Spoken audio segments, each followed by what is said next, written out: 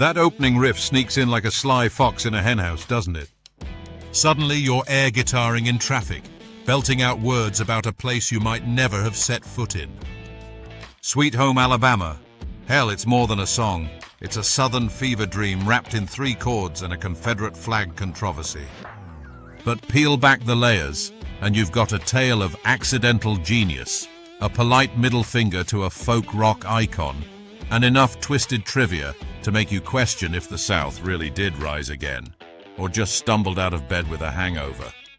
Stick around, because this ditty didn't just climb the charts. It sparked feuds, fueled myths, and turned a bunch of Florida boys into accidental ambassadors for the heart of Dixie.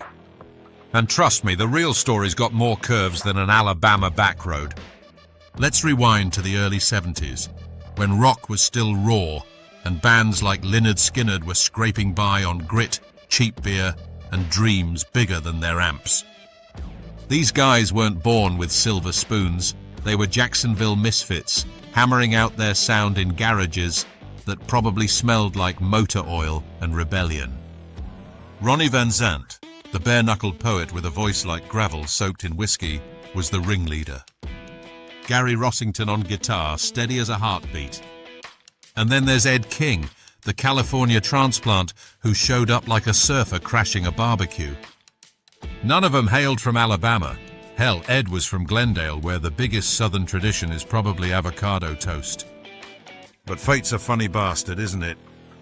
What if these Floridians never crossed the state line?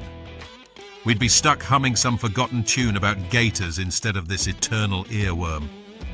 The spark? Blame Neil Young. Yeah, that shaggy Canadian with the high lonesome whine, dropping bombs like Southern Man and Alabama, tracks that painted the South as a hotbed of banjos, bigotry, and backward thinking. Southern change gonna come at last, Neil crooned, like he was the messiah of maple syrup, judging from afar. Ronnie heard that and thought, hold my beer. Sweet Home Alabama wasn't born in a studio. It ignited in the band's van, rumbling down endless highways, with Ed fiddling on his guitar during downtime.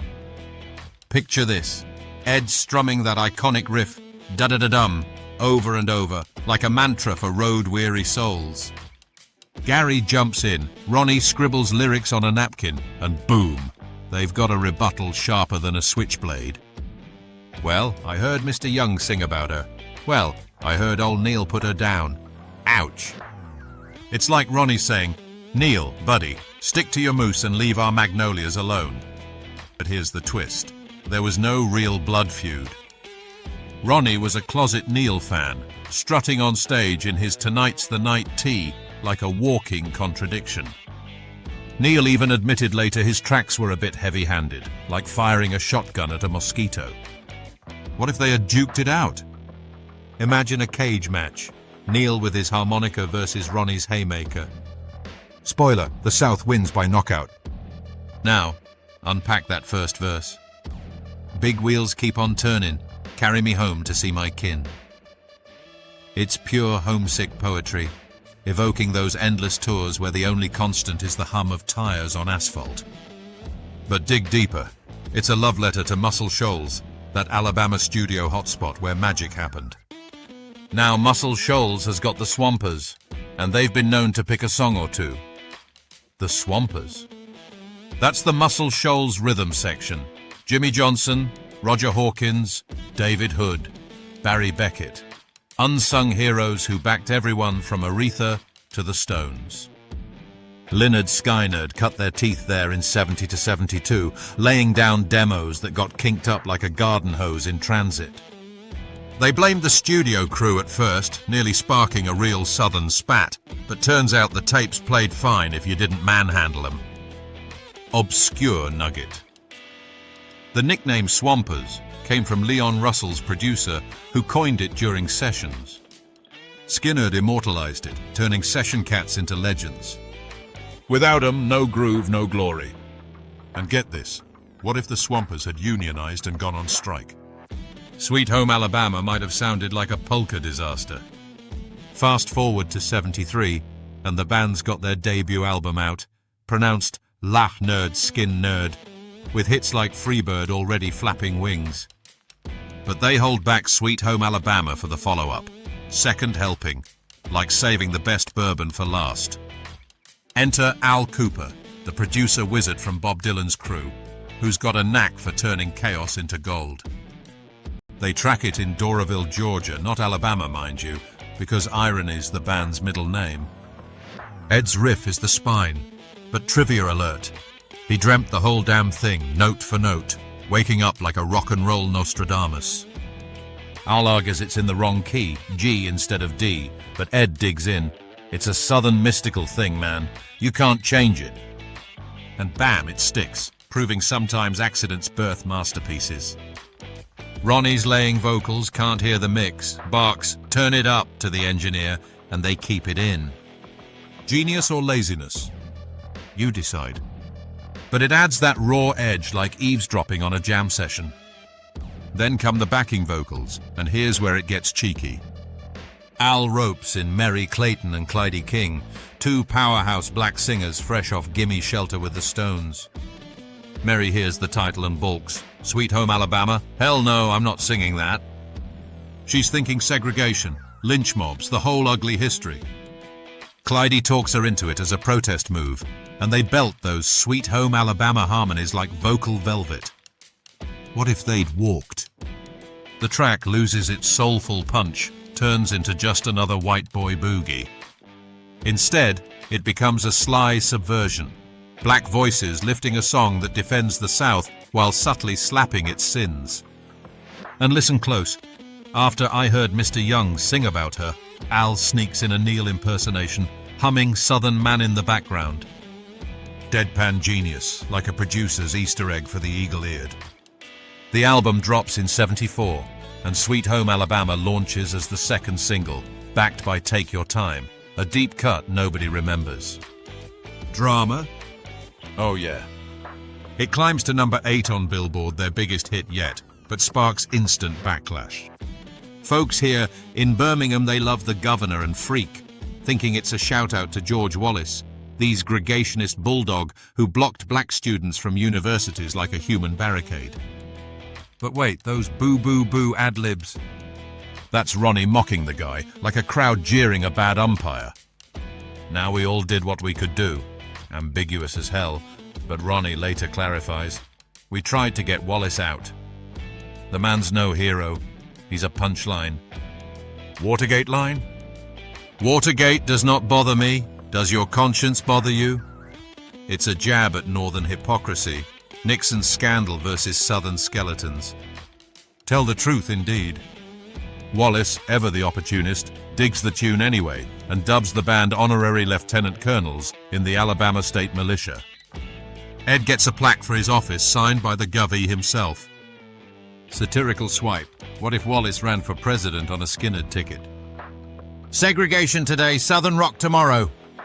Launch drama escalates. TV offers pour in.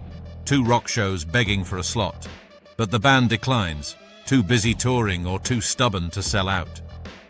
The singles are smash, but myths snowball. Folks mishear the end. Montgomery's got the answer as my donuts, goddamn, after a bandmate swiped Ronnie's snacks. Absurd? Totally. But it fits the chaos. And get this obscure gem. The basic track had guide vocals, but they layered in Billy Powell's piano like icing on a moon pie. What if Billy had called in sick? The song flops like a flat tire. As it ascends to legend, Sweet Home Alabama becomes ubiquitous. Number 8 in the US, top 10 in Canada. Irony alert, Neil's homeland. It infiltrates pop culture like kudzu. Forrest Gump reunites to it. Con Air parties mid-hijack. Buscemi quips about the plane crash band Irony. Despicable Me Minions groove. Even Eminem raps over it in 8 Mile, Jewel covers for the soundtrack. NASCAR blasts it at Talladega where engines roar like amplified riffs. Covers? The band Alabama tweaks it for football glory, ditching Watergate for Crimson Tide cheers. But quirky aftermath, neo-Nazi outfit Screwdriver mangles it into a Klan anthem, swapping lyrics for hate speech. Twisted, right? What if Ronnie rose from the grave for that? He'd boot 'em back to obscurity. The ripple effects? Endless. Kid Rock mashes it with Werewolves of London for All Summer Long in 008, same chord progression mind you, and ropes Billy Powell for piano. It revives the original, charting in the UK decades later. Alabama slaps it on license plates in 09, Sweet Home Alabama over beach scenes, replacing some starry nonsense. State tourism adopts it as a slogan, turning Rebel Yell into marketing gold. Grammy Hall of Fame inducts it. Conservatives rank it top conservative rock tune for thumbing noses at liberals. But the wackiest? Neil Young plays it at the 77 Memorial for Ronnie, Steve Gaines, and Cassie after their plane crash, honoring the jab that targeted him. Graves get vandalized by Neil fans hunting a rumor. Was Ronnie buried in a young tea? Nope, suit and hat, but the myth lingers like bad cologne. Enduring impact hits home in odd tributes. Warren Zevon nods in Play It All Night Long. Sweet Home Alabama, play that dead band's song. Harsh but prophetic after the crash. The song's a cultural chameleon, proud Southern anthem or sly critique. Both, baby. It threads pride with progress, boasting blue skies and big oaks while whispering, "We've got issues, but we're handling them." Obscure fact. Merry Clayton later called the session satisfying, a musical middle finger to the title's baggage. What if today's cancel culture hit it? Poof, gone like Confederate statues. And here we are, decades on, with that riff still echoing. Sweet Home Alabama didn't just survive, it conquered, turning Turmoil into timeless. So crank it up, let it carry you home wherever that is.